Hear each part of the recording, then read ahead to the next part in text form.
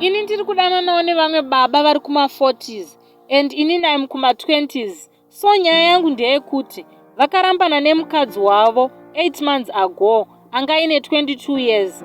Vakutoda kundiroora nemukadzi uyu vane mwana 1. So chinondibhowa ndechekuti vanongotaura nezvake kuti heye akanaka but unhu haana. Aindituka kuti ndirirombe, handina kudzidza. Ini ndakainvesta a lot of money paari.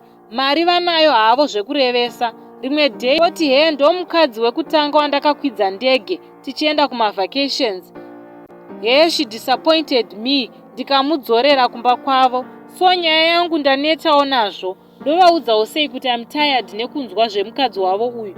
Ndovaudzawo sei kuti I'm tired nekunzwa nezve ex-wife wavo uyu every day. Anongonzi she's a goddess but character yake plus ari ungrateful. Ndaneta nekunzwa nezvake veduwe. So my worry is vanhu ava vazodzokerane here ndikasara pachena. Ndinoroorwa here nemunhu akadai.